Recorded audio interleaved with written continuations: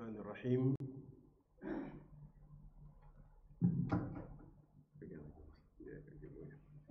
Bismillahirrahmanirrahim. Uhayyikum jami'an bitahiyyatul Islam. Assalamualaikum warahmatullahi wabarakatuh.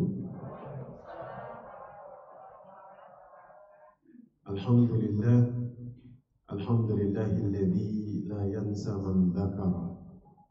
Segala puji bagi Allah yang tidak melupakan hamba-hambanya yang senantiasa berzikir kepada Allah. Alhamdulillah, alhamdulillahilladzi la yudayyi'u man syakara. Segala puji bagi Allah yang tidak melemahkan hamba-hambanya yang senantiasa bersyukur kepada Allah. Alhamdulillah, alhamdulillahilladzi la yukhayyibu man raja'. Segala puji bagi Allah yang tidak menelantarkan hamba-hambanya yang senantiasa bertawakal kepada Allah. Alhamdulillah, alhamdulillahilladzi yajzi bihil ihsani ihsana wa bisabri najata wa ghufrana. Dan segala puji bagi Allah yang membalas satu kebaikan dengan kebaikan yang lain. Dan kepada hamba-hambanya yang bersabar Allah berikan kemenangan dan Allah berikan pengampunan. Untuk itu mari kita mengingat Allah agar kita tidak dilupakan oleh Allah. Mari kita bersyukur kepada Allah agar kita tidak lemah dalam kehidupan. Mari kita bertawakal kepada Allah agar kita tidak ditelantarkan oleh Allah. Mari kita berbuat kebaikan agar kebaikan yang kita perbuat berbuah kebaikan. Dan mari kita bersabar karena di balik kesabaran ada kemenangan dan ada pengampunan. Asyhadu an la ilaha illallah wa asyhadu anna Muhammadar Rasulullah. Allahumma salli ala sayyidina Muhammad wa ala alihi wa sahbihi ajma'in, amma ba'd.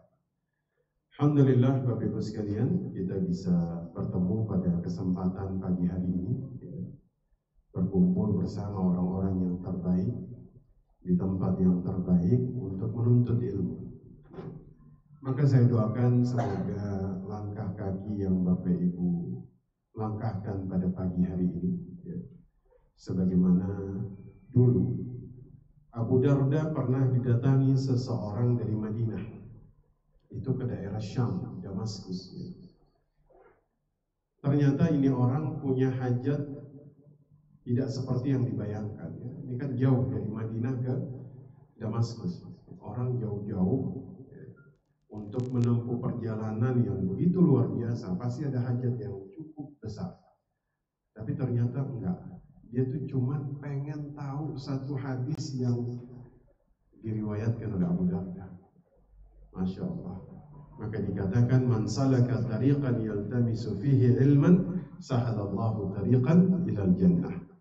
Barang siapa melangkahkan kakinya di sebuah tempat di mana ilmunya bertambah, maka Allah mudahkan langkah kakinya menuju surga. Mudah-mudahan Allah mudahkan. Amin ya rabbal alamin. Nah, hari ini kita akan bahas tentang fikih pernikahan. Siapa yang sudah nikah di sini? Sudah, ya, Masya Allah. Siapa yang belum nikah di sini? Yang belum nikah ada? Ada ya? Baik. Yang belum nikah berarti dia lagi belajar sebelum nanti dia praktek. Masalahnya nih nanti kita bahasnya nih agak sedikit mendalam ya, terkait dengan nikah. Nah, baik. Nikah ini sebagai muqaddimah. Nikah itu dalam Islam disebut dengan dua kalimat sederhana, ijab dan qabul. Di saat ijab dan qabul dilakukan, maka terjadi perubahan atau transisi di dalam kehidupan. Yang tadinya haram jadi halal. Yang tadinya maksiat jadi ibadah. Yang tadinya hawa nafsu jadi kasih sayang. Maka ijab qabul ini sesuatu yang kemudian dahsyat. Saking dahsyatnya kalimat ini, di dalam Al-Quran itu Allah menggambarkan ijab qabul dengan kata-kata mitsaqan ghalizah. Mitsaqan ghalizah artinya itu perjanjian yang erat. Dan kalau kita melihat di dalam Al-Quran, hanya 3 kali kalimat ini disebutkan di dalam Al-Quran. Ya, dalam surat Al-Ahzab ayat yang ke-7. Wa idh akhadna min nabiyyin an mitsaqahum. Masya Allah. Wa idh akhadna minan nabiyyin mitsaqahum. Ya, di sini dikatakan kami mengambil perjanjian dari para nabi. Siapa saja? Nabi Nuh, Nabi Musa, Nabi Isa, Nabi Ibrahim.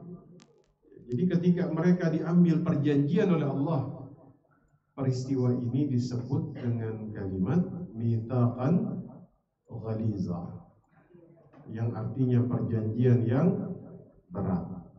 Kemudian di dalam surah An-Nisa ayat 154, Allah itu menggambarkan mitsaqan ghalizah ini, ya. Ketika kemudian Allah katakan wa rafa'na fawqahum tur, ya, Masya Allah, bimitsaqihim.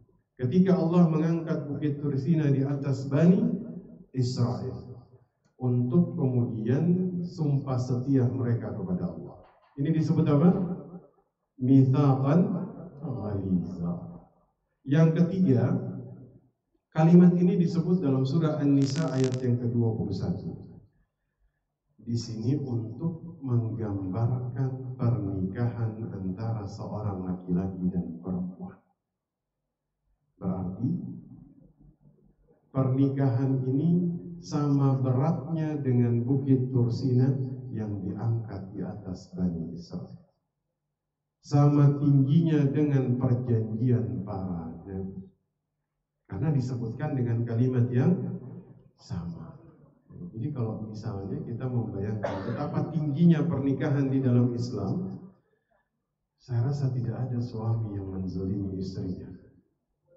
Karena perjanjian yang kemudian diambil oleh Allah itu sama dengan perjanjian yang dilakukan dengan para nabi. Sama beratnya dengan apa yang kemudian Allah lakukan ketika mengangkat bukit Tursina. Ya, jelas sampai di sini ya. Mitsaqan ghalizah. Bahkan Nabi itu ketika haji wada, beliau itu melakukan khutbah wada. Ya. Dan khutbah wada yang beliau lakukan, di antaranya itu adalah wasiat. Ya ayyuhan nas, ittaqullah fi nisaikum. Bertakwalah kepada Allah akan urusan wanita. Ya. Dihalalkan kehormatan mereka dengan nama Allah. Maka aku berwasiat pergauli wanita dengan baik. Bayangkan. Jadi Nabi Muhammad itu ketika beliau ingin mengukur seorang laki-laki, ini sebenarnya harapannya ini laki-lakinya lebih banyak. Ya. Tapi nanti ibu-ibunya sampaikan kepada suaminya. Kata Nabi, laki-laki yang baik adalah laki-laki yang paling baik kepada keluarganya. Jadi Nabi itu mengukur seorang laki-laki mudah. Lihat bagaimana cara dia memperlakukan istrinya. Itulah laki-laki yang terbaik. Ya, makanya kita tuh harus kemudian memperhatikan perkara-perkara seperti ini, ya, agar rumah tangga kita itu mendapatkan apa yang sering kemudian kita doakan: sakinah, mawaddah, warahmah. Ringan diucapkan, tapi ini cukup luas. Sakinah itu kan berarti apa? Ketenangan. Kalau berubah bahasanya sedikit, makhrajnya berubah, ya, sakinah jadi sikin. Sikin itu bahasa Arab itu artinya pisau. Jadi rumah tangga kalau nggak sakinah itu bisa saling menyakiti satu dengan yang lain. Ya, maka hari ini kita belajar apa yang harus dilakukan agar rumah tangga ini sakinah. Rumah tangga ini bisa sakinah jika masing-masing tahu hak dan kewajiban. Ini penting. Ya, barulah kemudian rumah tangga itu bisa mendapatkan level sakinah. Ya.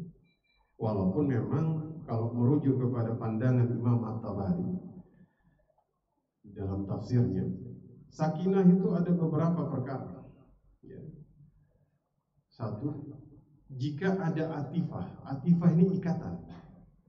Ada ikatan yang muncul dalam diri seorang laki-laki dan perempuan ketika mereka menikah, maka itu yang kemudian dikatakan sakinah.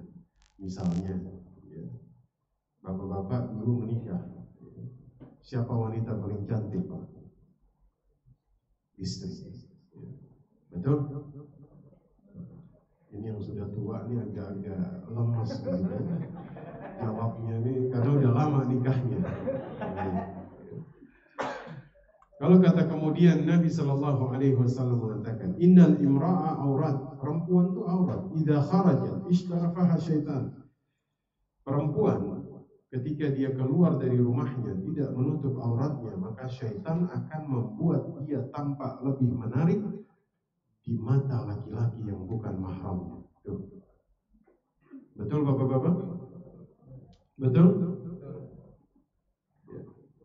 Iblis itu membuat wanita di luar sana terkadang lebih menarik daripada pasangan hidup yang halal. Betul? Bapak-bapak agak takut jawabnya. Ya. Maka dikatakan sakinah itu jika sampai kapanpun pasangan hidupnya itulah yang paling menarik di dalam pandangan matanya sendiri. Nah, mari kita bahas satu persatu tentang hak dan kewajiban. Karena ini paling penting. Jika hak dan kewajiban tidak dijalankan, maka nanti sakinahnya terganggu. Kalau sakinahnya terganggu, maka disinilah iblis itu berhasil untuk menjalankan misinya. Kata Nabi Shallallahu Alaihi Wasallam, Inna iblis yada'u arsyahu 'alal ma'. Iblis itu meletakkan singgasananya itu ada di atas laut. Singgasananya iblis ditaruh di atas laut. Thumma yab'athu sarayahu. Ya. Kemudian dia mengutus bala tentaranya. Ya. Jadi bala tentara iblis ini diutus. Ya. Kemudian setiap hari itu syaitan ini datang melaporkan semua kerusakan yang berhasil dia timbulkan. Ya. Kalau ada yang lapor, aku telah menggoda si fulan untuk melakukan ini dan itu, biasa kata iblis. Tapi kalau ada syaitan yang melapor bahwa dia telah berhasil memisahkan, merusak rumah tangga seseorang, barulah iblis akan memuji dengan sebuah pujian, ni'ma anta, kamu adalah syaitan yang bagus.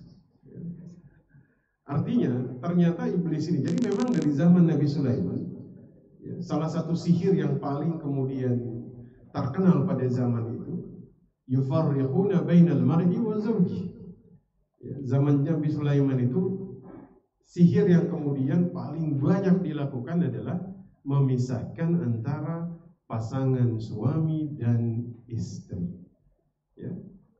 Oleh sebab itu, agar kemudian rumah tangga Bapak Ibu sekalian tidak terputus karena adanya godaan syaitan, maka penting kita bahas perkara ini.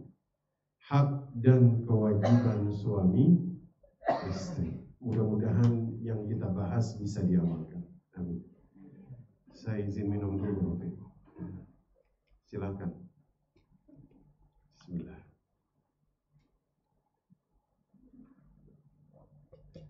Alhamdulillah. Hari Selasa kalau tidak salah ya, kita sudah 1 Dzulhijjah. Ya. Mudah-mudahan dikasih kesempatan untuk bisa beramal saleh di bulan tersebut. Amin ya rabbal alamin. Nah, sekarang kita bahas hak dan kewajiban antara suami dan istri. Ini penting diperhatikan agar kemudian rumah tangga itu dapat berjalan dengan baik dan dapat menghasilkan sakinah, ketenangan. Rumah tangga tuh kalau sudah tidak ada ketenangan, maka yang terasa adalah sebuah penderitaan batin yang sangat menyiksa. Betul? Ya, kalau lagi ribut sama pasangan hidup, ya, ini seperti neraka kedua sebelum nanti neraka di akhirat. Ya. Maka yang paling terpenting adalah ketika hak dan kewajiban kemudian dipenuhi. Nah, kita akan bahas terlebih dahulu hak dan kewajiban bersama. Jadi ini hak dan kewajiban bersama. Ya, baru kita bahas kewajiban suami, kemudian kewajiban istri. Yang pertama adalah hak dan kewajiban bersama. Jadi wajib istri melakukan ini, wajib suami kemudian melakukan ini. Ya, kita tahu bahwa kewajiban itu sesuatu yang harus dan wajib dia kerjakan. Pertama, ada yang namanya istimta.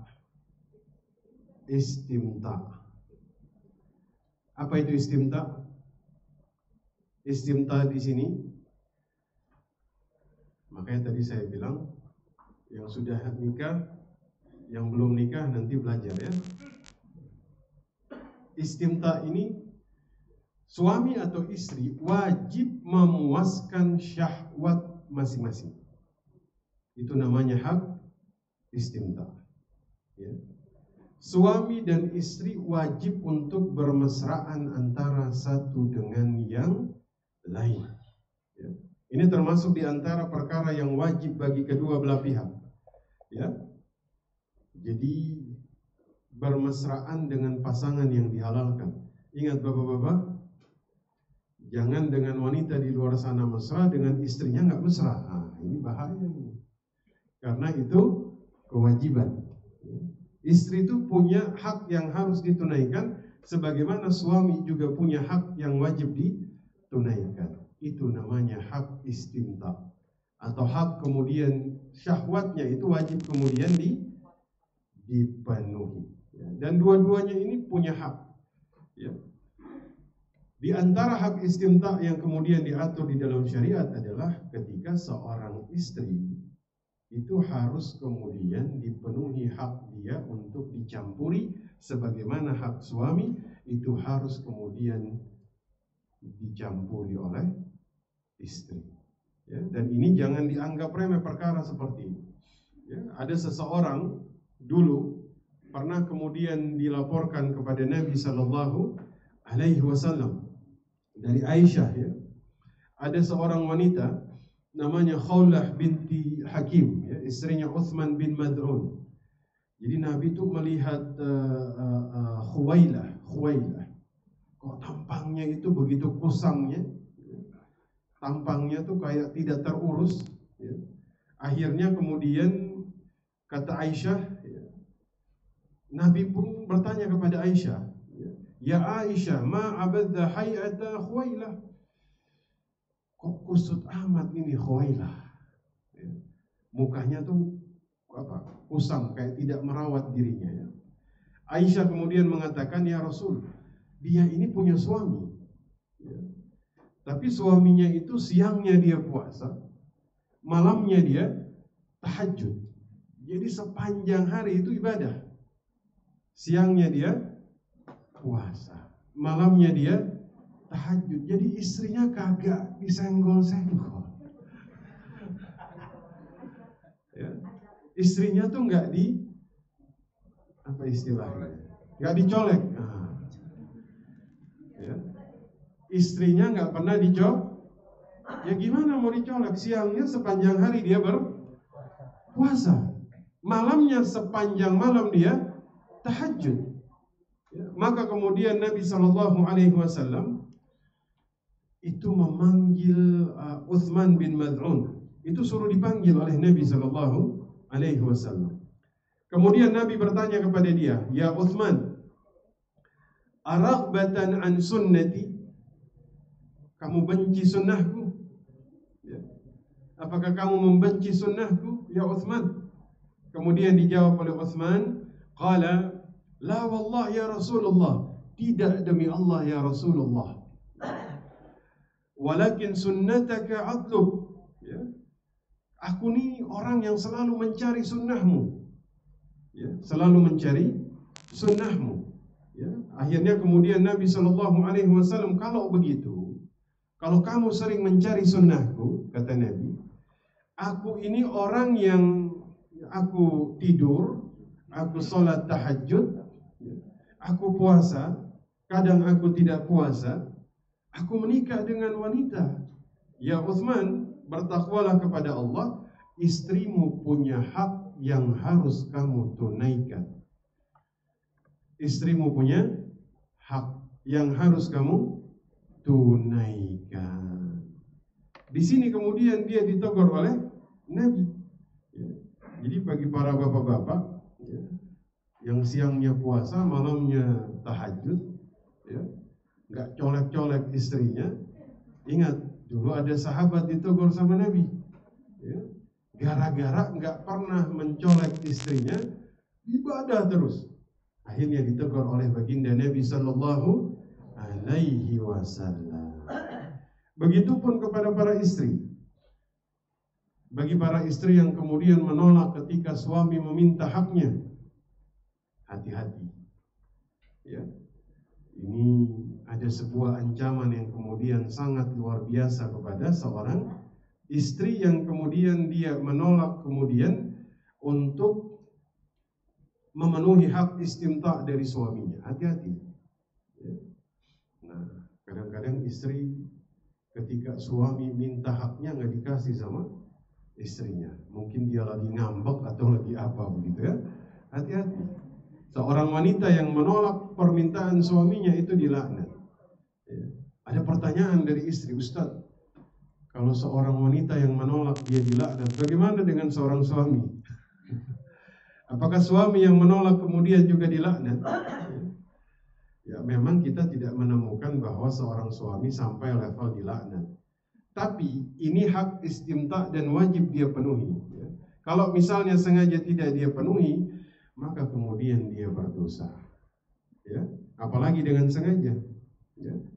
Dalam hadis yang diriwayatkan Imam Ahmad dan Imam Muslim dikatakan, wa fi bud'i ahadikum sadaqah. Dalam setiap hubungan suami istri itu dihitung sebagai apa? Sedekah. Ya. Sedekah. Bahkan Imam Ahmad itu ketika beliau berbincang dengan muridnya, ini dikutip oleh Ibnu Qudamah, ya, itu ditanya, apakah seorang suami dapat pahala ketika dia memenuhi hak istimta dengan istrinya, sementara dia saat itu tidak berapa kira-kira, tidak memiliki keinginan begitu ya, dia tuh lagi sebenarnya dia lagi nggak pengen begitu kira-kira ya. Tidak bernafsu ya. Begitu. Bagaimana hukumnya? Kata beliau, tetap dia dapat pahala. Kenapa? Karena kemudian berhubungan atau campur dengan istri atau suami dengan niat memenuhi hak mereka, itu dihitung sebagai sedekah. Makanya Bapak Ibu, suami istri itu ketika mereka berkumpul, jangan hanya untuk memenuhi hawa nafsu saja, tapi niatnya adalah untuk memenuhi kewajiban dan hak pasangan. Jelas? Kalau ini dilakukan, maka kemudian dia dapat pahala. Ya, karena nanti dihitung sebagai sedekah. Ya, jadi jangan hanya diniatkan untuk melampiaskan hawa nafsu, tapi kemudian diniatkan untuk memenuhi hak dan kewajiban masing-masing. Itu dihitung sebagai sedekah. Bukankah seseorang yang keluar mencari nafkah, dia bekerja dengan niat menafkahi keluarganya, maka setiap langkahnya, setiap keringat yang keluar dari dirinya itu dihitung sebagai pahala sedekah. Betul? Ini beda dengan orang keluar dari rumah, dia bekerja, tapi nggak diniatin untuk memenuhi nafkah. Ini berbahaya. Sudah tidak dapat pahala. Apalagi kata Nabi, kalau niatnya dia tafakhur. Tafakhur itu orang yang niatnya biar apa? Biar bisa sombong di hadapan orang lain, agar bisa berjalan untuk menunjukkan kesuksesannya kepada orang lain. Itu bukan fisabilillah, tapi fisabili syaitan. Maka seperti itulah ketika seseorang cari nafkah, niat nafkah keluarga, pahalanya ibadah. Seperti itulah ketika dia mendatangi istri atau suaminya, dia niatkan untuk memenuhi kewajiban dan hak masing-masing, maka dapat pahala sedekah. Ya. Ibu pulang kasih tahu kepada suaminya. Dapat pahala apa? Sedekah. Jadi jangan hanya kemudian untuk melampiaskan nafsunya saja, tapi niatkan untuk memenuhi kewajiban. Ya, dapat pahala. Ya. Jadi hak yang pertama dan kewajiban antara pasangan suami dan istri adalah istimta. Ya. Bermesra-mesraan. Ya. Istri itu wajib mendapatkan kemesraan dari suami, suami juga kemudian wajib mendapatkan kemesraan dari istri. Ini wajib dilakukan. Ya. Nah, kemudian ada beberapa catatan di dalam istimta ini yang harus kemudian dipenuhi. Ini kewajiban, ini hak, tapi jangan lupa ada larangan. Ada beberapa larangan terkait istimta ini yang harus diperhatikan. Satu, ya, dalam surah Al-Baqarah ayat 222, wa yas'alunaka 'anil mahid. Ya, mereka bertanya kepadamu tentang haid. Katakan, haid itu adalah kotoran.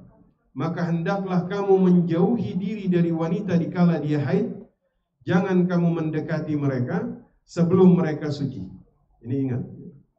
Maka hak istimta ini itu berlaku, tapi ada larangan. Apa larangannya? Dilarang mendekati istri ketika sedang haid. Maksud 222. Ini ayat yang menceritakan tentang bagaimana kita itu menjauhi wanita di kala haid. Jadi di sini maksud menjauhi itu bukan dijauhi, maksudnya tidak dicampuri. Jelas ya?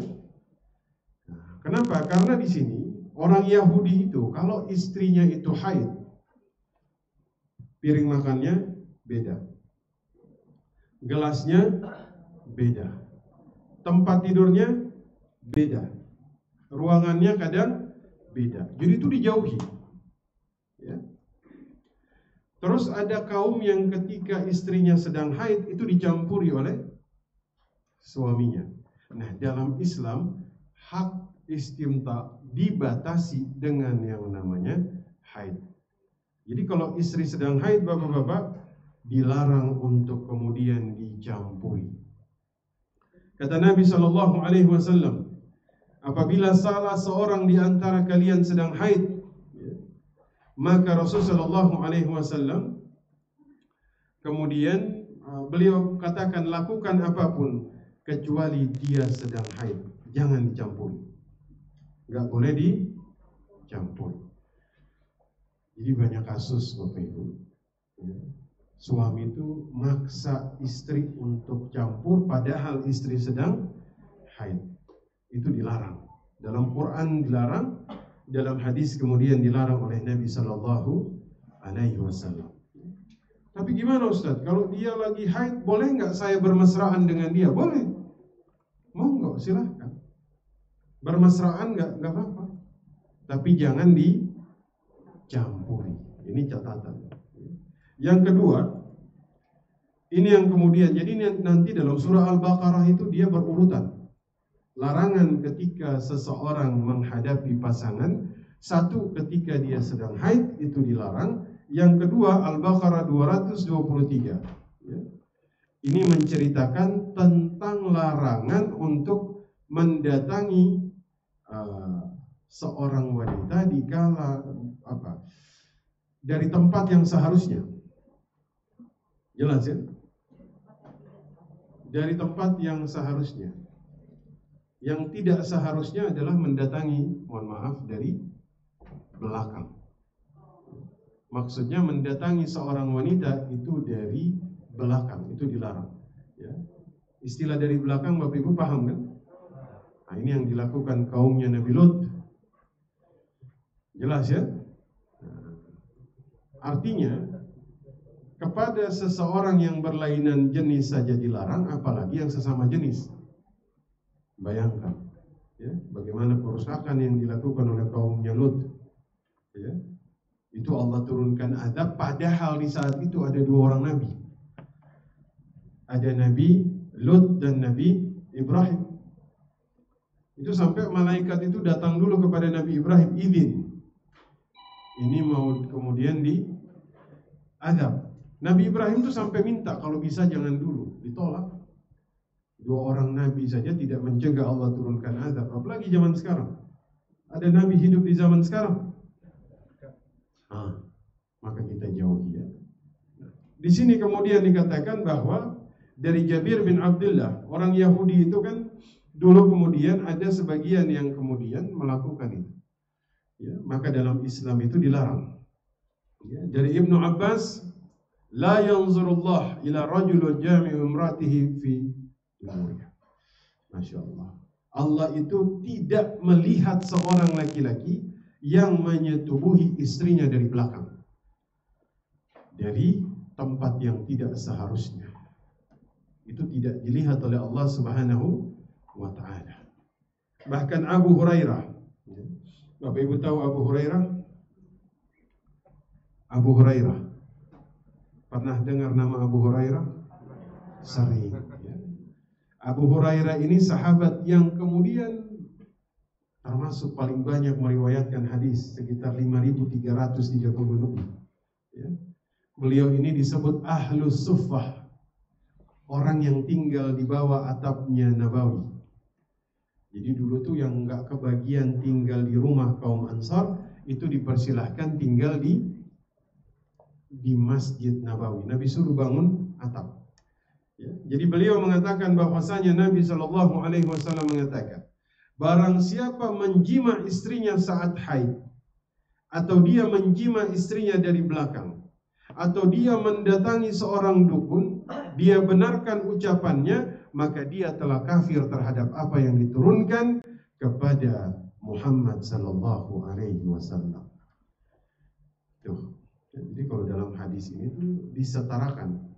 Mendatangi istri ketika sedang haid, mendatangi istri ketika dari belakang, dia mendatangi seorang dukun dan dia membenarkan ucapannya, maka dia telah kafir terhadap apa yang diturunkan kepada Muhammad sallallahu alaihi wasallam. Maka 3 hal ini kita hindari Bapak Ibu ya. Mendatangi dukun ini kita jauhi.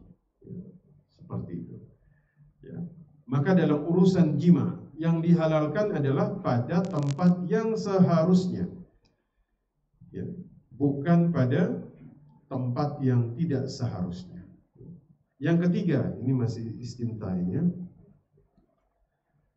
Di antara sebuah kesalahan yang sangat fatal di dalam memenuhi hak dan kewajiban adalah dia meninggalkan istrinya bertahun-tahun, atau dia sengaja tidak menyentuh istrinya dengan sengaja, menelantarkan istrinya dari hak yang seharusnya didapatkan oleh pasangan hidupnya. Dan kalau di KUA itu kan disebutkan ya, di buku nikah ya. Bapak-bapak masih hafal? Berapa tahun meninggalkan istri selama berapa tahun? Ibu-ibu? Saya tuh agak lupa kalau di bukunya itu gimana. 3 tahun atau 3 bulan? 3 bulan ya. 3 bulan berturut-turut tidak menafkahi lahir dan batin, maka istri boleh meminta kepada pengadilan untuk memfasakh. Nah, itu nanti ada di dalam bab talak. Nah, ini kita belum sampai bab talak ini ya. Bab talak itu nanti ada. Ini jadi serinya panjang Bapak Ibu. Ya, ada masa iddah, ada talak, ada hak dan kewajiban, ada mahram, cukup panjang. Mudah-mudahan Bapak Ibu bisa hadir terus untuk kemudian mengikuti ya. Fikih nikah di series. Ya, baik. Kemudian, jadi yang pertama hak apa? Istimta, bermesra-mesraan dengan pasangan. Tapi ada larangan. 1, nggak boleh saat haid. 2, nggak boleh dari tempat yang tidak seharusnya. 3, nggak boleh meninggalkan istri berbulan-bulan tidak memberikan hak lahir dan hak batin.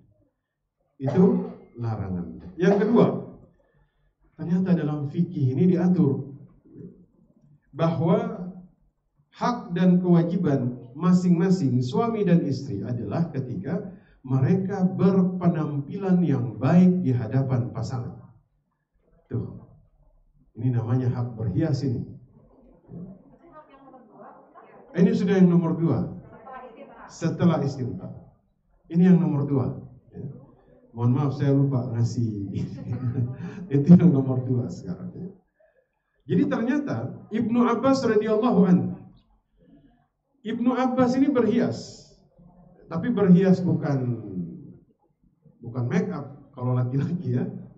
Maksudnya dia rapihin jenggotnya, ya kan? Rambutnya dia rapihin, ya kan? Dia jaga penampilannya. Ibnu Abbas dia penampilannya diperbaiki untuk menyenangkan istrinya. Ingat bapak-bapak ya, jangan ketemu istri urakan, tapi ketemu wanita di luar sana rapi. Bahaya ini. Begitupun istri. Ya. Istri waktu lagi keluar rapinya luar biasa, ya. Wangi, ya kan? Dia pokoknya penampilannya terbaik. Pulang ketemu suami pakai minyak angin. Ya kan? Apa itu namanya yang fresh car? Ya kan? Ya. Siapa yang istri pulang ke rumah pakai fresh car? Oh, suaminya yang pakai fresh car, Masya Allah. Ya. Nanti di luar wangi. Suami yang perhatiin juga. Di rumah, wah, pakai fresh car. Jadi dua-duanya itu punya hak untuk kemudian ya, dia berhias. Ya, kadang-kadang kan istri di luar rumah ya, mau kondangan, beli baju baru. Ya. Tapi di depan suaminya, pakai apa itu? Daster bolong. Nah, ini tuh. Ini harus diperhatikan. Justru depan suami harus yang terbaik. Jangan depan suami, sudahlah. Udah acak-acakan sudah ya. Make up-nya udah entah kesana kesini. Seperti itu. Bahwa ternyata memang ya, dua-duanya ada hak yang kemudian harus dipenuhi. Sudah sampai di sini jelas? Kita pindah kepada yang ketiga. Suami dan istri itu punya hak dan kewajiban, yaitu hak saling mewarisi. Hak saling mewarisi. Istri berhak mewarisi suami sebagaimana suami berhak mewarisi istri. Dan ini kemudian sudah diatur di dalam syariat. Jelas ya? Yang keempat, dua-duanya wajib hukumnya mempergauli atau berakhlak yang baik kepada pasangan hidupnya. Itu wajib hukumnya. Kita tuh kalau lihat zaman Nabi SAW, istri pertama Nabi namanya siapa? Khadijah. Istri kedua Nabi namanya siapa? Bukan. Aisyah itu istri ketiga. Ya. Siapa? Bukan Hafsah. Ini PR ini ya. Jadi pekerjaan rumah. Intinya begini. Nabi itu menikah dengan Khadijah di 25 tahun. Saudara. Berapa tahun Nabi nikah dengan Khadijah? 25 tahun. 25 tahun Khadijah tidak pernah mengangkat suaranya melebihi Nabi SAW. Masya Allah. Kalau ibu-ibu gimana? Gimana ibu-ibu? Ustaz, suara saya memang sudah tinggi, Ustaz. Gak harus ditinggikan pun memang sudah melengking. Baik. Hak antara suami dan istri adalah ketika mereka itu saling mempergauli dengan baik. Kalau ditanya, Aisyah ini kalau ditanya tentang adab dari Nabi Sallallahu Alaihi Wasallam, Nabi Sallallahu Alaihi Wasallam ini, beliau tuh pernah pulang kemalaman, oke?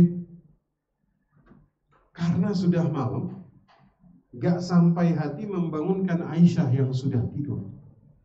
Akhirnya beliau tidur di teras rumahnya. Masya Allah.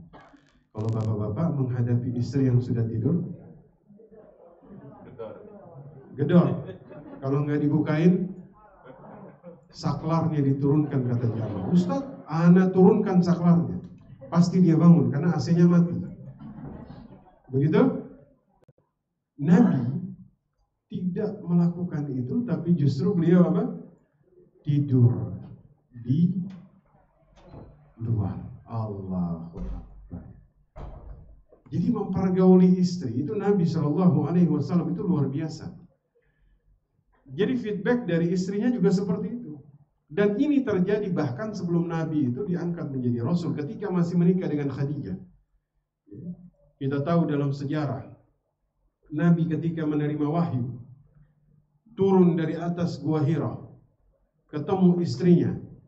Khasyaitu nafsi, khasyaitu ala nafsi. Istriku, saya khawatir sesuatu terjadi pada diriku. Karena kan Nabi ketika ketemu malaikat Jibril di atas, Nabi itu shock. Ya. Apa yang dikatakan istrinya? Ibu-ibu kalau suaminya kagak pulang berhari-hari, terus suaminya pulang gemetaran, apa yang dilakukan? Diomelin. Iya. Ini suaminya jangan bermalam-malam. Suaminya gak pulang satu malam, gak ada kabar, gak ada berita. Tiba-tiba suaminya pulang gemetaran kayak orang mau sakit. Kira-kira ibu-ibu menyikapinya seperti apa? Rasain tuh, kata. Iya kan? Tapi Khadijah justru menyelimuti Nabi Sallallahu Alaihi Wasallam. Justru dia menghibur hati dari suaminya. Dia katakan, wallah, demi Allah, la yahzikallah abadan. Demi Allah suamiku, engkau tidak akan terhinakan selamanya. Habis itu suaminya dipuji-puji. Nabi itu dipuji oleh Khadijah. Untuk apa? Agar kemudian Khadijah ini memberikan rasa optimis kepada suaminya. Jadi ibu-ibu kalau suami lagi down, jangan ditambah dengan ucapan yang membuat dia jadi down. Tapi justru harus dengan kalimat-kalimat yang membesarkan hatinya.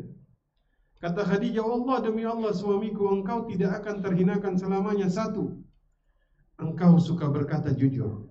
2, engkau menyambung silaturahim. 3, engkau memuliakan tamu. 4, engkau membantu orang yang kesulitan. Tuh, dipuji tuh sama Khadijah. Makanya di dalam bergaul dengan suami dan istri itu harus kemudian dengan baik, perbuatan dan ucapan. Jadi ibu-ibu ini kan kadang berbicara dengan suami atau suami berbicara dengan istri harus dengan cara yang baik. Cara berkomunikasi ini penting di dalam kaget, biasa iklan itu ya. Gak usah kaget Bapak Ibu. Saya pun kaget sebenarnya. Ya, pura-pura gak kaget. Nah, jadi tuh ingat dulu waktu Nabi Ibrahim itu bawa Siti Hajar dan Ismail ke Makkah. Saat itu kan Ismail dan Siti Hajar ditinggal di tengah padang pasir, biwadi zar'in, biwadi ghairi dhi zar'in, tempat yang gak ditumbuhi apapun, tidak dihidupi oleh siapapun. Saat itu kata Imam At-Tabari, Siti Hajar dan Ismail hanya ditinggali 1 botol air dan 1 kerat roti. Ya. Ibu-ibu kalau dalam posisi ini mau ditinggal suami di pinggir jalan tol hanya dikasih roti sama air, mau nggak? Mau? nggak mau. Siti Hajar awalnya juga sama, nggak mau. Maksudnya mempertanyakan ini. Illa man taqiluna, kepada siapa kami engkau titipkan? Kan nggak dijawab sama Nabi Ibrahim. Ditanya lagi yang kedua, illa man taqiluna, pada siapa kami engkau titipkan? Nggak dijawab. Pertanyaan ketiga baru dirubah redaksinya. Allah amaraka bihada. Allah yang memerintahkan suamiku. Baru dijawab, na'am. Tuh, pentingnya mempergauli suami dan istri dengan baik. Cara berkomunikasi. Kadang-kadang hal baik disampaikan tidak baik, jadi tidak baik, betul? Hal yang tidak baik kadang disampaikan dengan baik, jadi baik juga. Makanya tolong diperhatikan, karena itu hak dan kewajiban suami dan istri saling mempergauli dengan baik. Panggil istrinya dengan julukan yang baik. Ya Humairah, Masya Allah. Kalau panggil suami nggak jawab, nanya suami nggak jawab, mungkin ada yang salah dengan narasi pertanyaannya. Belajar dari Siti Hajar. Panggil, tanya. Kalau nggak dijawab, nanya lagi yang kedua. Kalau nggak dijawab, oh mungkin bahasaku kurang pantas. Ganti bahasanya dengan yang lebih pantas. Kalau sudah diganti nggak jawab juga, ini berarti suaminya agak budak sedikit. Ya. Maka kemudian itu yang keberapa? 4. Sekarang yang kelima. Yang kelima ini nanti ada enggak kelima, ini sudah masuk bab baru. Jadi tadi ada berapa? 4 hak dan kewajiban bersama. Satu apa? Apa larangan istimta?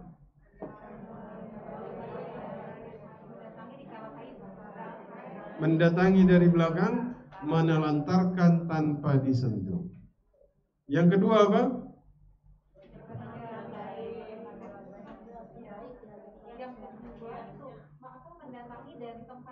Yang seharusnya. Jelas ya? Yang ketiga apa?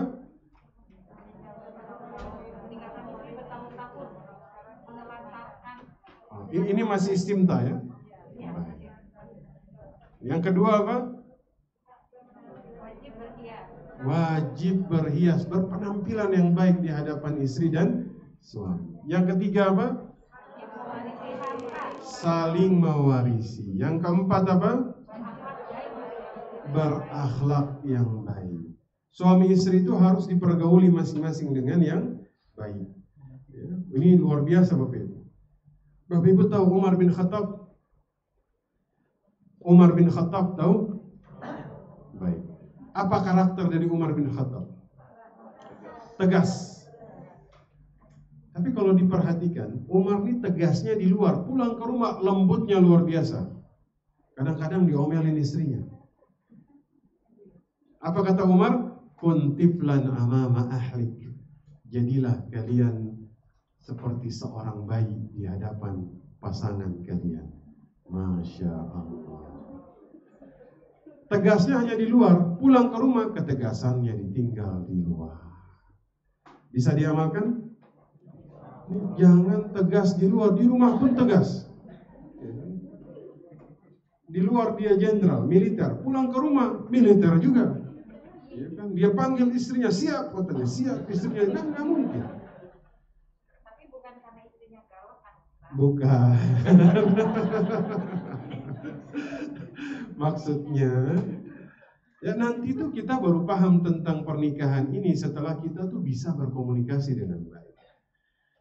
Tidak semua orang yang gagah itu butuh pasangan hidup yang cantik. Tidak semua orang yang dewasa butuh pasangan hidup yang dewasa.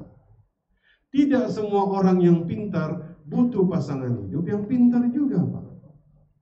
Bisa jadi ada orang dia tegas, saya nggak butuh pasangan yang tegas, saya justru butuh pasangan yang tidak tegas. Itu kadang-kadang begitu. Ya, ketika dalam nikah kita mempergauli dengan baik, saling menerima kekurangan satu dengan yang lain, nah itulah sumber kebahagiaan. Ya, itu namanya mempergauli dengan baik. Dengan cara apa? Ya menerima kekurangan. Kita kalau menemukan kekurangan pada istri, maka perintahnya apa? Lihat lebih jauh pada kebaikan yang lain yang membuat kalian ridha. Kalau enggak kan bahaya. Ketemu satu kekurangan sudah diceritakan di luar sana.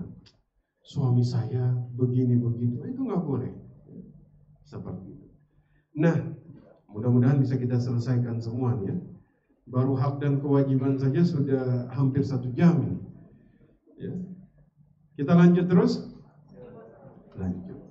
Sekarang hak istri dan kewajiban suami. Sekarang hak istri. Kalau hak istri kan berarti kewajiban yang tadi kita bahas hak dan kewajiban bersama. Oke? 1. Apa hak istri yang menjadi kewajiban suami? Mahar. Apa? Mahar. Ibu-ibu dulu maharnya berapa? Dulu maharnya berapa? Seperangkat alat sholat. Ya Allah, kasihan amat ini. Ini problem kita karena nggak belajar fikih nikah. Mahar tuh kadang dianggap, calon suaminya nanya, Adinda, mau mahar apa? Terserah kakanda. Baik, gimana kalau maharnya sesuai dengan tanggal pernikahan kita? Makanya sering dengar tuh, mahar 2 juta, 2.000, bla bla sekian. Kok segini nih? Iya Ustaz, sesuai sama tanggal dan tahun pernikahan. Enak amat suaminya. Karena mahar itu haknya istri, Bapak Ibu. Dulu sahabat nikah itu maharnya kebun. Dulu Nabi nikah dengan Khadijah, ada yang mengatakan maharnya 20 ekor onta merah. Kalau dirupiahkan itu bisa 3 miliaran itu. Udah telat ibu-ibu ya. Nanti kita bahas fikih mahar, ada fikihnya sendiri. Itu berkaitan dengan Aisyah tuh ditanya, berapa mahar istri-istri Nabi? Ada yang mengatakan 500 dirham, itu kalau dirupiahkan 70 jutaan. Itu sebenarnya kewajiban suami dan hak istri. Ya, itu hak istri. Istri boleh meminta selama suami bisa memenuhi. Ini makanya kadang kalau dengar seperangkat alat sholat tunai, tunainya kenceng banget lagi kan? Itu hak wanita, Bapak Ibu. Hak seorang istri. Ya. Kalau bapak-bapak maharnya berapa dulu? Masih ingat? Nah, nanti kita bahas dalam bab mahar. Berapa? Alat sholat, Masya Allah. Nah, kalau lebih dari itu nggak kawin-kawin. Nanti dalam fikih mahar itu diatur. Ada yang sampai bacaan Quran ada. Nanti kita bahas dalam fikih mahar. Yang penting dalam surat An-Nisa ayat 4 dikatakan bahwasanya berikan mas kawin kepada wanita yang kamu nikahi dengan penuh kerelaan. Makanya mahar adalah kewajiban suami. Itu adalah hak istri.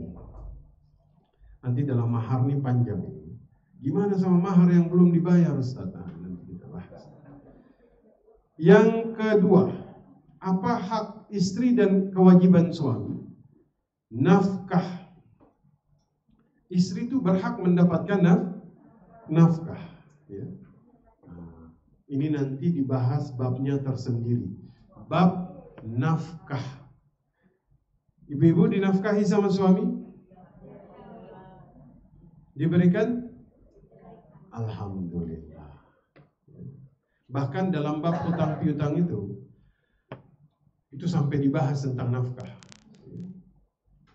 Nafkah itu sesuatu yang sifatnya darurat. Ya kan?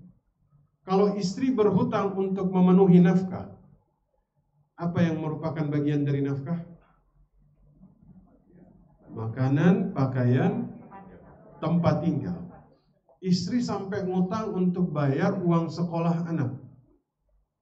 Suami wajib bayar? Kenapa? Karena dia berhutang untuk nafkah yang menjadi kewajiban suami.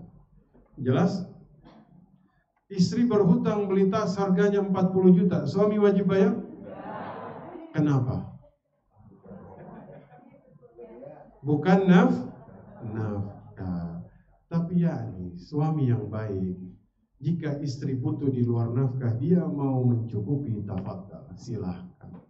Ya, nafkah adalah kewajiban. Ya, jelas sampai di sini? Ya, jelas. Dalam surat At-Talaq ayat yang ke-7 juga kemudian disampaikan oleh Allah Subhanahu wa taala. Ya. Liyunfiq dzu sa'atin min sa'atihi wa man qudira 'alaihi rizquhu falyunfiq mimma atathu Allah. La yukallifullahu nafsan illa ma ataha. Sayaj'alullahu ba'da usri yusran. At-Talaq ayat yang ke-7.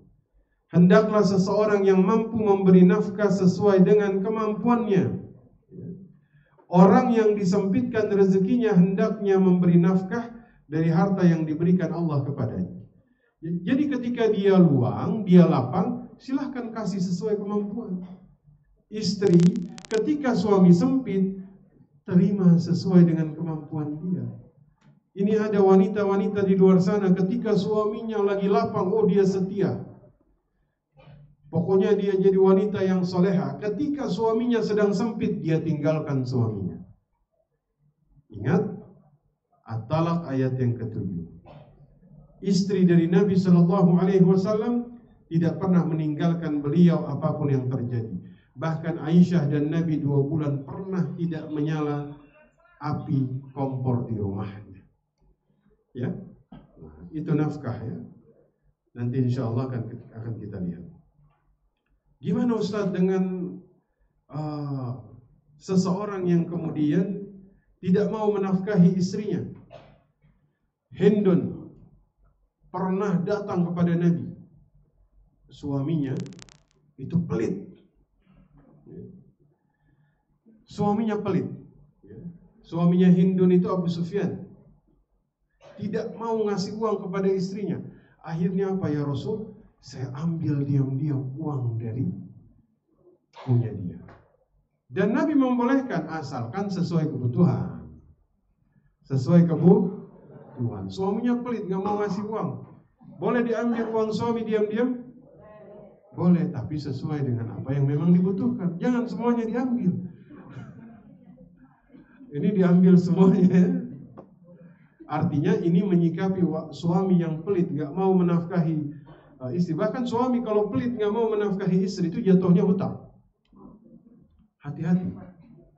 Suami yang pelit gak mau ngasih uang kepada istri, istri boleh kemudian merogoh untuk mengambil di dompetnya. Ya, tapi dalam riwayat ini dikatakan secukupnya sesuai kebutuhan. Ya, ini sama dompetnya diambil udah sekali. Gak disisakan. Ya, baik. Nah,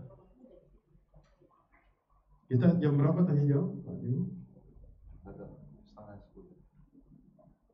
Kita lanjut terus ya. Nah, sampai nanti yang penting selesai. Nah, kadar nafkah ya. Kadar nafkah itu dikembalikan lagi sesuai dengan tingkatan kemampuan antara suami dan istri. Maksudnya suami kalau lagi dia mampu, dia lapang ya monggo. Kalau dia lagi sempit ya silahkan disesuaikan dengan kemampuannya. Itu dalam surah At-Talaq ayat yang maka kalau ada suami nggak mau ngasih nafkah, dia enggan memberi nafkah, maka istri itu diperbolehkan untuk mengambil.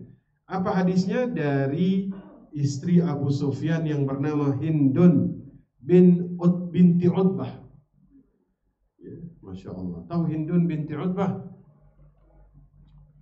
Dia dulu yang bayar budak namanya Wahsy. Kamu fokus perang Uhud, bunuh namanya Hamzah. Hamzah dibelah dadanya, diambil jantungnya, dimakan hidup-hidup oleh Hindun bin Utbah. Tapi dimaafkan oleh Nabi Sallallahu Alaihi Wasallam. Dapat hidayah. Kita nggak pernah tahu hidayah ini seperti apa bentuknya. Mudah-mudahan kita istiqamah. Nah, jadi Hindun bin Utbah ini curhat kepada Nabi, ya Rasulullah, Abu Sufyan ini pelitnya luar biasa. Dia nggak mau memberi nafkah kepadaku dan anak-anakku, kecuali aku ambil hartanya tanpa sepengetahuan dirinya. Apakah aku berdosa ya Rasul? Maka Nabi mengatakan, ambil yang cukup untukmu dan anak-anakmu. Berarti bahasanya ambil yang cukup. Lagi butuh 1 juta, ambil 1 juta. Jangan ada 5 juta diambilnya semua 5 juta. Ya, seperti itu. Jelas sampai di sini Bapak Ibu? Jelas ya. Sekarang yang ketiga, wajib bagi suami itu mempergauli istrinya dengan baik. Dia memang masih ada hubungan dengan hak dan kewajiban, tapi ini kita rinci ya. Seorang istri itu wajib kemudian dipergauli dengan baik oleh suami ya. Makanya Nabi mengatakan tidaklah memuliakan wanita kecuali laki-laki yang mulia, dan tidaklah merendahkan wanita kecuali laki-laki yang rendah. Maka perhatikan itu wahai para suami. Wa ashiruhunna bil ma'ruf, pergaulilah ya. Lidah kadang-kadang suka salah ini. Pergaulilah wanita dengan baik. Apa saja? Kalimat yang lembut, kalimat yang baik. Masya Allah. Ya, untuk contoh seperti Pak D kita, Pak Diro, ya, ucapannya kepada istrinya tuh Masya Allah. Benar. Ya, mungkin antum ketemu hanya harian, tapi saya bersama selama 9 hari. Mau tahu akhlak seseorang, bermusafirlah bersama dia lebih dari 3 hari. Kalian akan tahu akhlaknya. Betul? Kata Umar bin Khattab, mau tahu seseorang lewat 2 perkara. 1 lewat uang, 2 musafir. Betul? Akan ketahuan watak aslinya. Makanya Nabi diuji oleh Khadijah itu lewat 2. 1 lewat uang, kerjasama bisnis, mudharabah. Nabi yang mengelola hartanya Khadijah. Yang kedua, ketika Nabi bermusafir melakukan kafilah dagang, maka Khadijah mengutus seorang perempuan namanya Maisarah. Tolong lihat akhlaknya Nabi Muhammad. Setelah dia lihat, dia lapor, sempurna. Makanya kalau mau tahu akhlak seseorang, bermusafirlah bersama dia. Itu akan kelihatan, akan terlihat. Kalau cuma ketemu sebentar, oh mungkin ini cuma sebentar ini. Tapi kalau sudah membersamai, disitulah kita tahu akhlak seseorang. Maka ucapkanlah kalimat yang baik kepada pasangan, ya, khusus kepada istri, ya, berbuat adil kepada mereka, berbuat adil. Ya.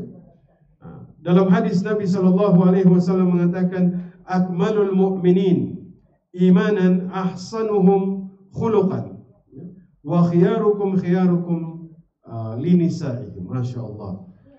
Mukmin yang paling sempurna imannya adalah yang paling baik akhlaknya di antara kalian.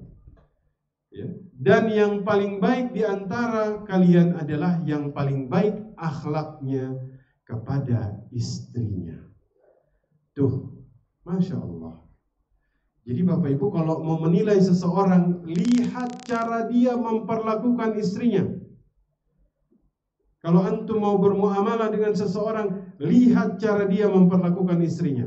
Kalau dia memperlakukan istrinya dengan merendahkan istrinya, maka fix, kata Nabi, itu bukan laki-laki yang baik.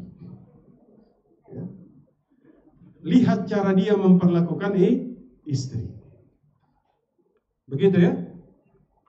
Itu cara menilai seseorang yang paling pertama, kata Nabi SAW.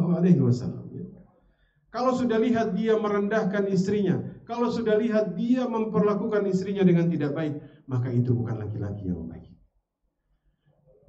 Paham Bapak Ibu? Baik. Yang keberapa sekarang? 4. Hak istri yang jadi kewajiban suami. Dipenuhi kebutuhan biologisnya. Ini masuk istimta juga, tapi diperinci. Ya. Kata Nabi, istrimu itu punya hak yang harus kamu tunaikan. Ya. Dalam kitab Fathul Bari disampaikan bahwasanya maksudnya adalah, ya, jangan seseorang memberatkan dirinya dengan ibadah sehingga badannya ini jadi lemah, tidak mampu menegakkan hak istrinya dalam urusan jima dan nafkah. Begitu. Jadi jangan dia memberatkan dirinya ibadah terus sampai akhirnya ketemu istrinya sudah lemas. Ya kan? Ini misal, ini contoh ya. Pokoknya Ustaz, saya cari tarawih yang bukan tarawih, pokoknya setiap malam saya sholat malam. Ya. Saya sholat malam, bacaannya panjang. Seperti yang dikatakan Huzaifah al-Yamani, Nabi sholat malam 1 rakaat baca Al-Baqarah. Maka saya praktekkan. Ya, akhirnya sholat malamnya jadi berapa? 3 jam. Habis sholat malam 3 jam, istri minta haknya, capek istriku, saya mau tidur dulu. Istri punya hak harus ditunaikan. Bahkan seorang suami, mohon maaf ya, yang dia itu lemah syahwat, wajib hukumnya dia itu berobat. Kenapa? Karena dia punya kewajiban terhadap hak istrinya yang harus dia penuhi dengan maksimal. Tuh, perhatikan. Itu hak istri. Antum, mohon maaf ya, kalau misalnya sakit atau punya gangguan, wajib berobat. Kenapa? Itu hak istri, harus ditunaikan. Gak boleh kemudian dianggap sepele, ya? Gak boleh. Bahkan urusan jima dengan istri itu dianjurkan, itu diajarkan. Ada etikanya, ada adabnya. Ini kalau udah nanggung kita bahas ya. Sebenarnya ini cuman ini ya, tapi ini etika, adab ya. Dianjurkan baca apa? Basmalah. Ada 3 hal yang kalau tidak dimulai dengan basmalah maka syaitan akan ikut campur di situ. Jima, makan, masuk kamar mandi. Masuk kamar mandi nggak baca bismillah maka aurat bapak ibu terlihat oleh jin. Campur suami istri tidak dengan doa, maka syaitan akan ikut bersyarikat di situ. Makan tidak baca bismillah, maka akan dibersamai oleh jin kafir. Sisanya tidak bisa dimakan oleh jin muslim. Maka etikanya baca apa? Bismillah. Ya, dan ada beberapa doa yang kemudian diinginkan. Kata Nabi SAW, kalau kalian hendak mencampuri istri, maka jangan lupa baca Bismillah. Allahumma jannibna syaitan wa ini biasanya hafal pada saat mau dipraktekkan ya. Kalau sekarang suka lupa. Kan ada doa-doa yang pada saat kita mau wudu baru ingat ya. Masuk kamar mandi baru ingat. Yang penting ada doanya Bapak Ibu ya. Nah, saya kira itu saja ya. Maksudnya tidak saya terlalu terperinci ya, tapi harus kemudian menutup. Kalau bisa badannya ditutup, itu ini etika-etikanya. Baik, sekarang keberapa? Sekarang yang baru, hak suami, kewajiban istri. Ya, baik. 1. Suami itu wajib ditaati. Ya, wajib ditaati. Ya. Bahkan Nabi SAW dalam satu riwayat, "Ittala'tu fil jannah fara'aitu aktsara ahluha fuqara." Saya berkunjung ke surga dan saya menemukan di surga ini mayoritas penduduknya adalah kaum fakir miskin. Ya. Fattala'tu fin nar, tapi kemudian saya berkunjung ke neraka, fara'aitu aktsara ahluhan nisa. Ternyata penghuninya kebanyakan perempuan. Mereka kufur kepada Allah, tapi kemudian banyak yang kufur kepada suaminya. Tidak taat. Tidak taat. Maka ini harus diperhatikan Bapak Ibu sekalian. Ya. Laki-laki itu, kata Allah Subhanahu wa taala, ar-rijal qawwamuna 'alan nisa. Laki-laki itu dia pemimpin bagi wanita. Ya. Maka dia wajib ditaati. Tapi ada catatan juga, bahwa dia jadi pemimpin jika ada 3 syarat yang kemudian harus dia lakukan. Al-himayah, dia harus jadi pelindung bagi istrinya. Ya. Kemudian apalagi ar-riayah, ya. Kemudian al-islah, dia harus memperbaiki istrinya. Perempuan diciptakan dari tulang rusuk sebelah mana, Bapak-bapak? Dari mana, Pak? Bapak-bapaknya lagi bengong ini. Kiri kanan? Kiri. Kirinya sebelah mana? Bawah? Bengkok. Kita lihat hadisnya. Khuliqal mar'a min dila. Perempuan diciptakan dari tulang rusuk sebelah kiri. Bengkok, dekat ke jantung. Maka kata Imam Fakhrul Razi, kenapa bukan dari tulang kaki? Karena perempuan bukan untuk diinjak. Kenapa bukan dari tulang kepala? Karena perempuan bukan untuk dipuja. Kenapa dari tulang rusuk sebelah kiri, dekat ke jantung? Karena perempuan untuk dilindungi, untuk dijaga, untuk didekap. Tuh. Kalau nggak dilurusin, tetap bengkok dia.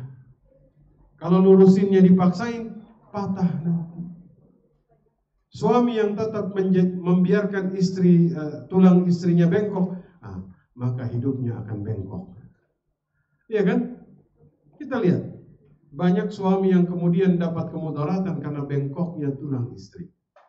Nah, maka ar-rijal qawwamuna 'alan nisa. Seorang laki-laki itu pemimpin bagi wanita, tapi dengan syarat dia harus membimbing. Maka istri wajib taat kepada suami. Bayangkan Bapak Ibu, istri itu bisa dapat pahala jihad fisabilillah lebih mudah dari laki-laki. Puasa, sholat, taat kepada suami, taat kepada Allah, selesai, masuk surga. Tuh, seorang laki-laki itu susah mendapatkan pahala jihad fisabilillah, tapi seorang perempuan itu dimudahkan. Patuh sama suamimu, sudah.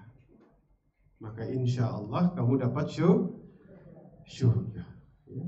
Maka seorang perempuan kalau dia meninggal, wa zawjuha radin anha, ya, kalau wa zawjuha anha radin dakhalatil jannah. Seorang perempuan kalau dia meninggal suaminya ridha, maka dia masuk syurga. Ya. Makanya hak suami adalah hak istri. Hak suami yang menjadi kewajiban istri satu apa? Wajib ditaati. Ya. Nah, nanti ada bab namanya nusyuz. Nah, itu nanti babnya khusus. Makanya bab nikah ini panjang ya. Mudah-mudahan bisa hadir terus. Ya, nanti ada ini the series, ya, seri nikah. Ada nafkah, ada mahar, ada iddah, panjang ya. Kemudian sekarang yang keberapa? Dua. Nah, dua itu sama seperti yang tadi juga. Seorang suami wajib dia dipergauli dengan baik. Wajib ya, jaga suara terhadap suami, ya, jaga sikap terhadap suami, ya, jaga adab terhadap suami. Nah, itu harus. Kenapa? Karena kita harus kemudian memperhatikan itu. Ya. Sekarang yang ketiga, apa kewajiban istri yang menjadi hak suami? Ya. Dalam Quran disebutkan dalam surat Al-Ahzab ayat yang ke-33, waqarna fi buyutikunna wala tabarrajna tabarrujal jahiliyatil ula, ila akhir ayat. Kita artikan bahwa dalam ayat ini disampaikan bahwa istri itu wajib membersamai suami di rumah.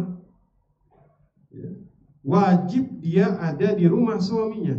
Berarti istri wajib tinggal di rumah bersama suami. Ya, wajib.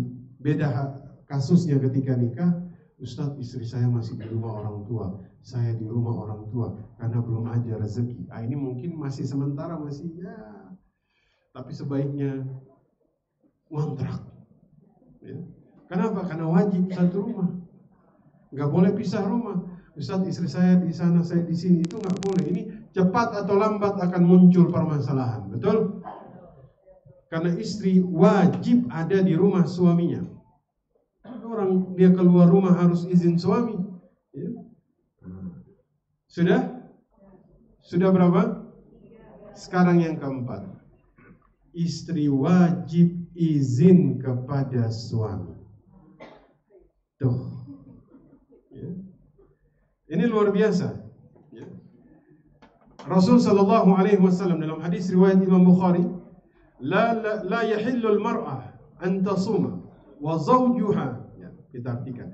Tidak dihalalkan seorang wanita berpuasa sementara ada suaminya di sampingnya dan tanpa izin suami. Tuh. Istri puasa sunnah. Suami minta jatah. Apa yang harus dilakukan? Bayangkan. Ya. Tuh. Istri itu harus izin kepada suami. Misal malam ini misalnya, suamiku besok saya mau puasa sunnah. Engkau izinkan? Silahkan istriku. Maksudnya, kamu gak minta jatah kan besok? Gitu. Agar apa? Agar semua hak dan kewajiban itu terpenuhi. Yang terakhir, istri wajib menjaga harta suami. Ada kewajiban antara suami dan istri. Istri wajib untuk menjaga harta suaminya. Ya. Saya kira sudah jam 9.20. Sekarang kita tanya jawab. Saya serahkan lagi kepada Abangda, Pak Dewo untuk memandu tanya jawab. Silakan. Jazakallah khair Ustaz. Luar biasa ilmunya ya Bapak Ibu. Seperti biasa kita mengadakan tanya jawab. Cuma memang harusnya kombinasi karena pertanyaan melalui Zoom juga ada, bahkan ada juga yang jawab lewat WA. Kami persilahkan yang di ruangan ini terlebih dahulu untuk mengajukan pertanyaan bila ada. Silakan.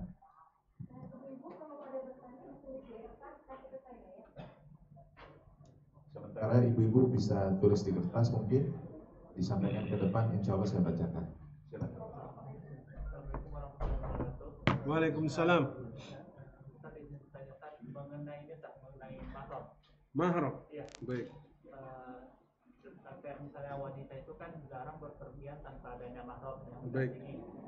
Bagaimana kaitannya apabila dengan ibadah yang dilakukan seperti Haji, umroh dan haji? Misalnya kayak yang dulu ya, kayak yang paling dekat itu umroh. Umroh ini dilakukan si wanita ini berangkat sendiri, berhubung dikarenakan budgetnya hanya ada untuk dirinya orang saja. Itu katanya ada ulama yang memperbolehkan apabila itu umroh yang dilakukan untuk pertama kalinya. Baik. Tapi untuk kedua ketiga itu tidak boleh, harus didampingi mahram. Dan juga katanya ada ulama yang mutlak tidak memperbolehkan sama sekali untuk dia pergi tanpa adanya mahram. Itu hukumnya seperti apa Ustaz? Baik. Izin saya ulang dulu pertanyaannya Ya. biar Bapak Ibu yang lain ikut mendengar. Pertanyaan beliau ini simpel. Pada saat berumroh, terutama yang pertama kali, apakah harus dengan mahram bila mana budgetnya terbatas? Tafadhol Ustaz. Mahram. Nanti ada bab kita bahas fikih mahram. Memang di kita kadang disebut muhrim ya. Bukan muhrim. Paling tepat mahram. Karena muhrim itu orang yang berihram ya. Mahram adalah seseorang yang haram dinikahi sehingga kita boleh melihat batasan auratnya. Dari jalur nasab, ibu mahram. Oke?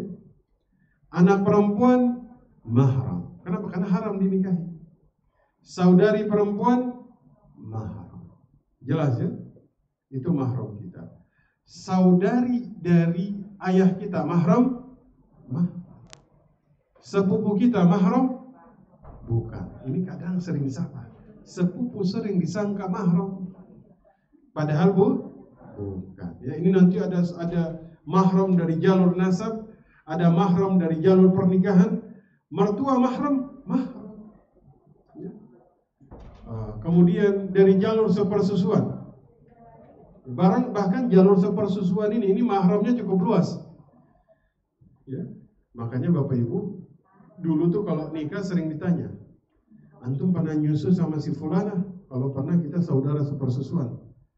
Ya, kita mahram. Maka kemudian mahram itu diperbolehkan untuk berpergian dengan mahram. Gimana dengan seorang wanita yang dia bepergian tanpa mahramnya? Misalnya dia umroh, memang ada ulama yang mengatakan kalau umroh yang pertama, tafadhal. Yang kedua dan yang ketiga, mutlak mereka tidak membolehkan. Tapi ada juga yang kemudian mengatakan jika dia berangkat dengan sekumpulan, rombongan atau sahabat beberapa yang bisa saling kemudian menjaga, maka itu diperbolehkan. Saya rasa nanti kita bahas dalam bab mahram ya. Ini lebih dalam insya Allah. Wallahu a'lam bishawab. Jazakallah khair Ustaz. Ini ada pertanyaan, saya ganti dulu dengan yang di Zoom. Apakah seorang istri wajib mengetahui seluruh pendapatan dari suaminya?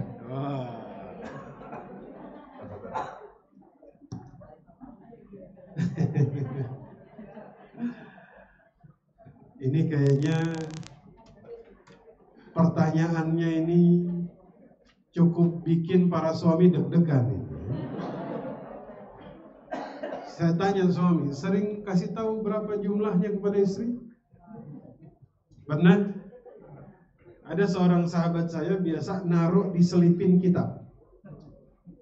Dia ambil, dia bilang, ini namanya uang laki Ustaz. Boleh nggak seorang suami tidak memberitahu semua penghasilan ke istri? Boleh. Dengan catatan itu dilakukan untuk kemudian dia menjaga. Ketika dia tahu, tadi kan hak yang terakhir dari suami adalah istri menjaga hartanya. Ketika dia tahu istri nggak bisa menjaga harta dengan baik, dan ini perintah di dalam syariat, maka kemudian dia nggak ngasih tahu semuanya. Dia nggak ngasih tahu semuanya karena dia tahu istrinya memang tidak bisa untuk mengelola. Tapi beda dengan suami yang nggak ngasih tahu karena dia pelit. Seperti Abu Sufyan, istrinya ambil diam-diam. Ya. Jadi ketika suami tidak memberitahu karena dia memang tahu istrinya nggak bisa ngelola, monggo. Dia tidak wajib memberitahu kepada istrinya berapa penghasilan dia. Silahkan. Ya. Tapi dengan catatan, itu dilakukan karena memang dia ingin mengelola karena dia tahu. Di saat nanti istrinya butuh, tenang istriku, ada. Begitu ya. Beda suami yang memang sengaja nggak ngasih tahu karena dia pelit. Beda. Ya. Nah, jadi saya nanya lagi sama penanya. Ini suaminya nggak ngasih tahu karena pelit atau memang karena ibu nggak bisa ngelola, kira-kira begitu. Ya. Wallahu a'lam bishawab. Wallahu a'lam. Baik Ustaz. Yang berikutnya pertanyaannya sensitif lagi. Oh, sensi semua ya. Saya harus membagi antara yang dari kertas maupun dari WA. Atau juga ada yang lewat Japri. Izin Ustaz ya. Apakah wajib taat patuh terhadap suami yang ingin melakukan poligami?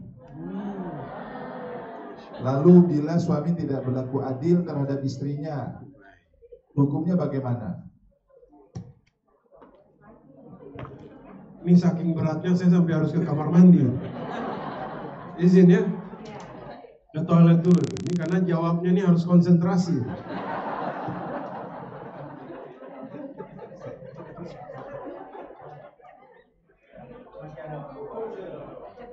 Luar biasa ya. Bapak Ibu sambil menunggu Ustaz.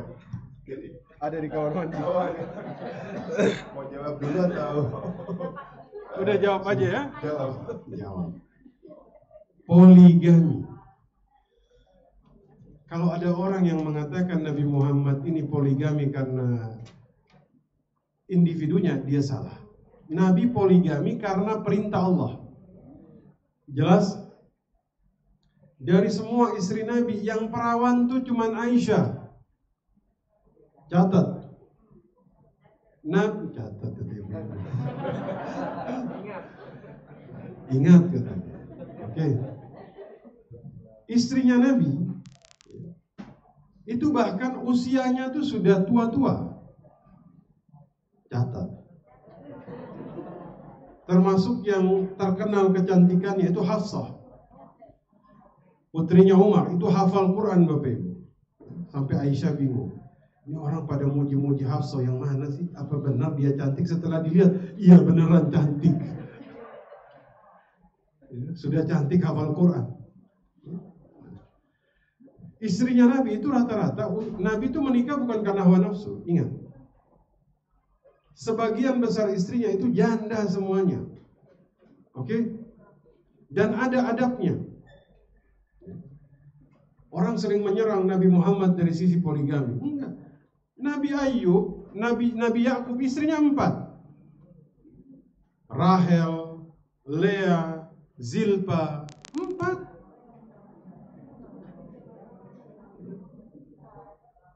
Kenapa?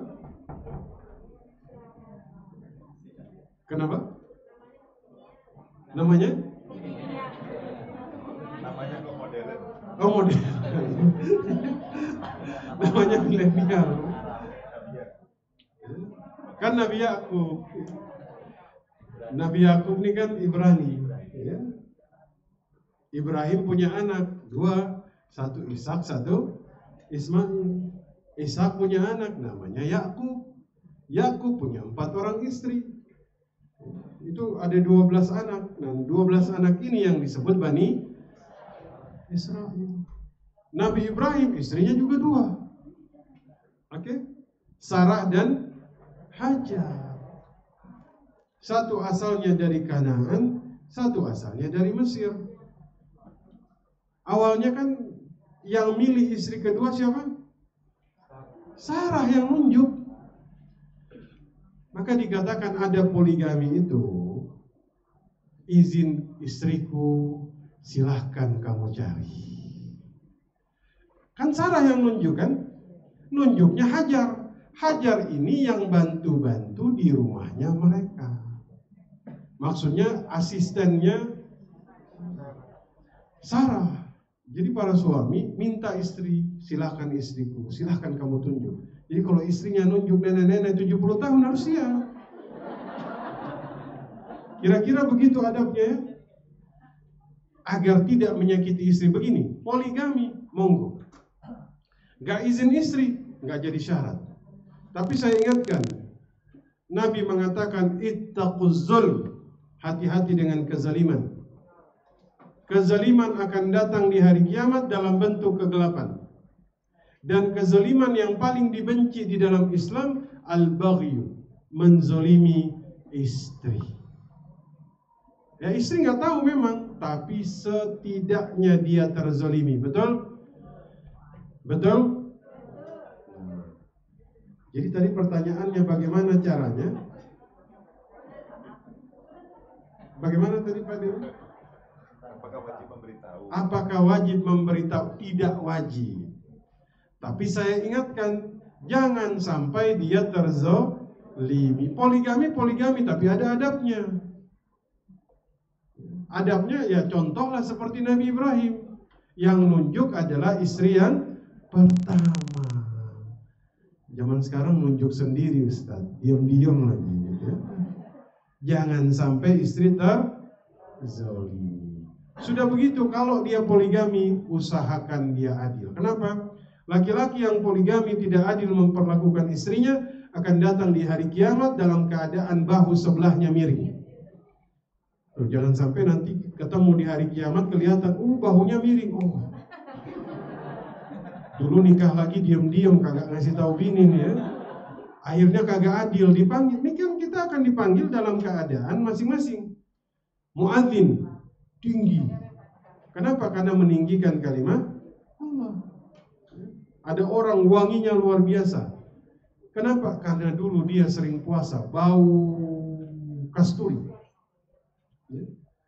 Ada orang datang bahunya miring sebelah. Kenapa? Dulu kagak adil. Oh ini dia nih. Makanya boleh silahkan. Makanya dalam syariat itu kan ada catatannya Bapak Ibu. Jangan hanya sampai diperbolehkan nikah 4, tapi jangan lupa kalau tidak bisa adil, 1 saja cukup. Ya. Saya rasa itu jawabannya Pak Dewo. Saya izin ke kamar mandi sebelum ada yang masuk. Silakan Bapak Ibu ya, banyak sekali. Sepertinya insya Allah kajian fikih nikah ini akan kita buat cukup panjang dan menjadi seri yang tidak mungkin selesai dalam tiga kali ya. Kita bicara nafkah saja 1 kajian, belum mahar, belum iddah, dan banyak sekali materi-materi lain yang wajib kita pelajari. Sambil menunggu beliau, saya ingin mengingatkan kembali bagi yang baru pertama kali hadir bahwa kajian Islam Madinah tidak hanya kajian soal nikah atau poligami tadi ya, ada juga kajian lain. Kita mengadakan kajian tentang menghadapi kematian, menghadapi kehidupan abadi. Mungkin kemarin juga ada yang hadir bersama Ustadz Omar Mita. Kalau tidak Sabtu sore, Ahad sore, namun karena kesibukan beliau, kajiannya memang sementara ini hanya online, Zoom. Alhamdulillah kemarin kajian kita bersama Ustadz Omar Mita hampir 500 orang, sebagaimana biasa beliau selalu full. Kemudian juga kita sedang mengkaji kitab, nah ini cukup penting ya, saya anjurkan Bapak Ibu ikut juga, sifat wudhu dan sholat, sifat wudhu dan sholat cara Rasulullah. Sifat wudhu dan sholat cara Rasulullah ini dibimbing oleh guru kita Ustadz Salim Kibas. Sengaja dibuat tatap muka sebagaimana ini, karena kita akan memasuki dan sudah memasuki tata cara sholat. Yang pertama kemarin kaidah betapa pentingnya sholat di dalam syariat. Insya Allah juga akan dengan praktek. Jadi memang sengaja diadakan secara tatap muka. Insya Allah yang berikutnya diadakan pada hari Sabtu pagi 23 Juni. Kami persilakan Bapak Ibu untuk hadir, apalagi sudah memasuki bulan mulia ya, bulan Zulhijjah, yang mana seluruh pahala kebaikan dihitung lebih banyak dibanding bulan-bulan lain. Demikian Ustadz, izin tadi saya sampaikan. Kita lanjut ya Ustadz ya. Baik. Yang berikutnya adalah mengenai nafkah. Izin saya rangkum karena ada 4 pertanyaan seluruhnya mengenai nafkah. Saya rangkum menjadi 1 pertanyaan ini. Nafkah, bila mana suami tidak mencukupi nafkahnya, bolehkah istri bekerja tanpa izin suami? Yang kedua dari hal tersebut adalah, haruskah memberitahu suami hasilnya? Jadi nafkah tapi tidak minta izin suami, bolehkah? Karena memang keadaan suami sangat tidak mencukupi. Yang kedua, haruskah suami diberitahu hasilnya? Yang ketiga, bolehkah memberi kepada keluarga saya tanpa izin suami dari hasil nafkah saya ini? Pak Ustaz. Baik. Seorang perempuan, seberapapun hartanya, itu harta dia. Sangat diakui dalam syariat. Tidak boleh diganggu. Itulah kenapa seorang perempuan menerima waris hanya setengah dari laki-laki. Ya kan? Laki-laki 2 kali dari perempuan. Kadang kita ini manusia dengan keterbatasan akal mencoba untuk mengintervensi hukum dan hitungan Allah. Kok perempuan dapatnya setengah? Laki-laki 2 kali lipat. Laki-laki punya dia 2 kali lipat, tapi kan dia menikah, betul? Dia punya istri.